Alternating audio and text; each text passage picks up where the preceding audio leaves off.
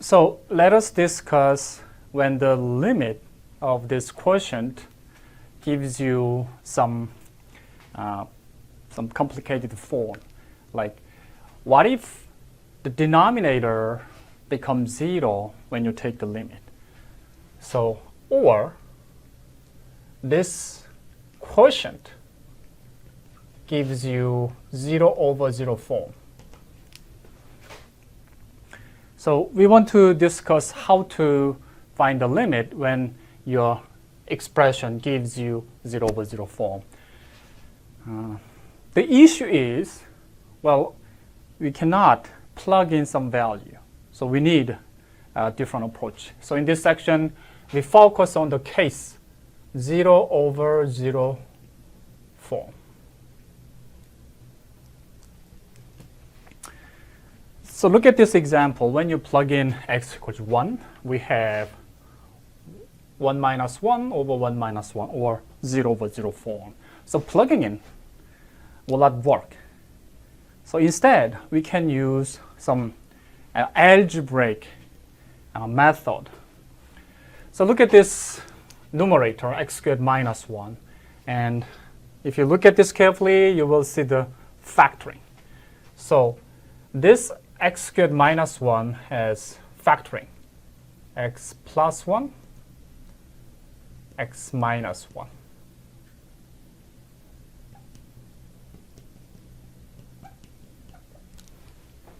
And of course, you can cancel the common factor.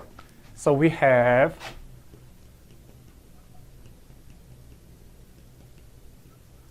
now, somehow we rewrote the function using the canceling to have nice function. Now we are ready to plug in the value. Well, there shouldn't be any obstacle for us to plug in. X equals 1 gives you 2.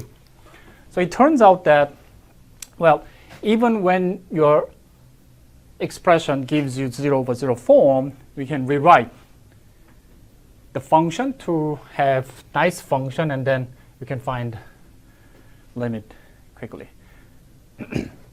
So the key idea is to use factoring. So factoring together with canceling is useful.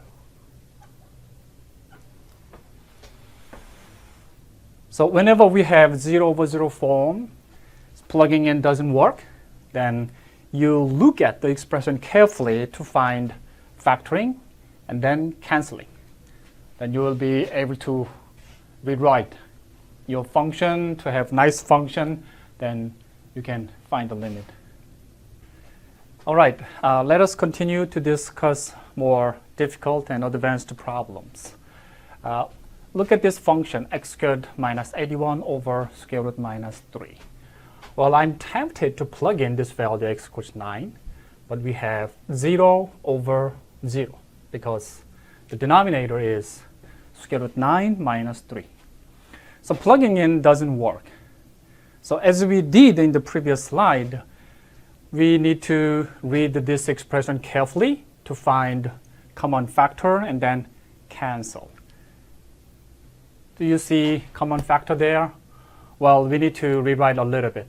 So look at this numerator. This expression has factoring, x plus 9, x minus 9. Well,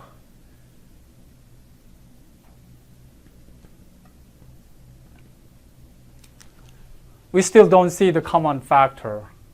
So it's time to be creative. Sometimes you need to be creative to rewrite your expression. Well, square root x minus 3 has something to do with x minus 9. Well, the idea is you can multiply some expression like square root x minus 3 and then plus 3, square root x plus 3. So you are multiplying kind of conjugation of this guy.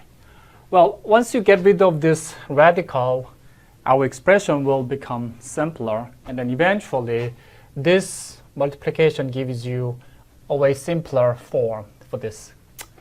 Well, when you multiply something, you need to multiply this to numerator as well as denominator to keep the identity.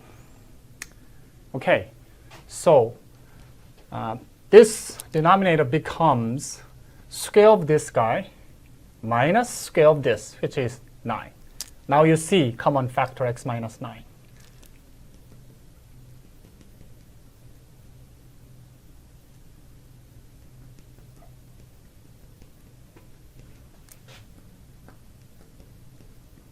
Okay, so we can cancel the common factor, and then what's left is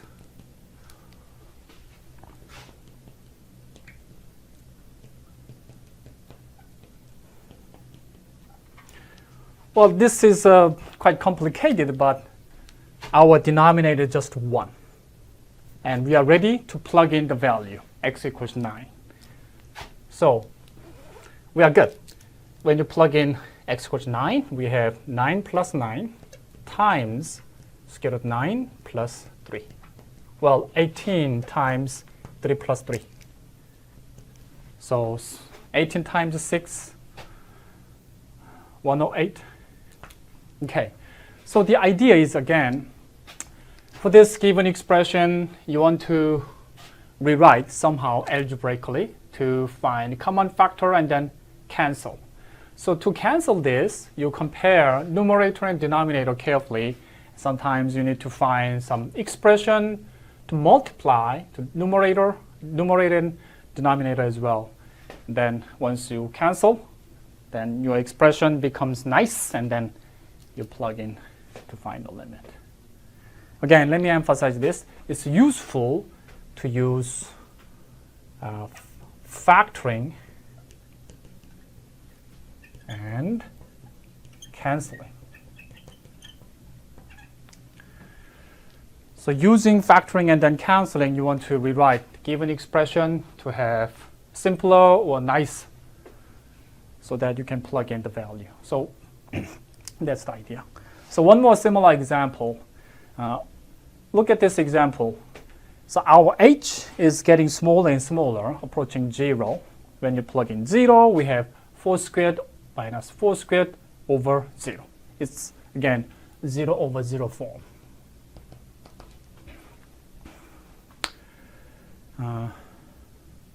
So we want to use factoring and then canceling. So when you look at this expression carefully, we have squared minus squared. When you distribute, or if you FOIL this, we have h squared plus 4h plus 4 minus 4 over h.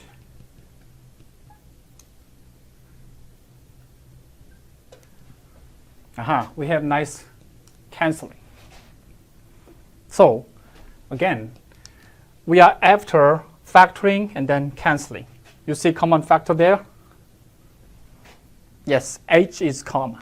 So when you factor with h, what's left is h plus 4 over h.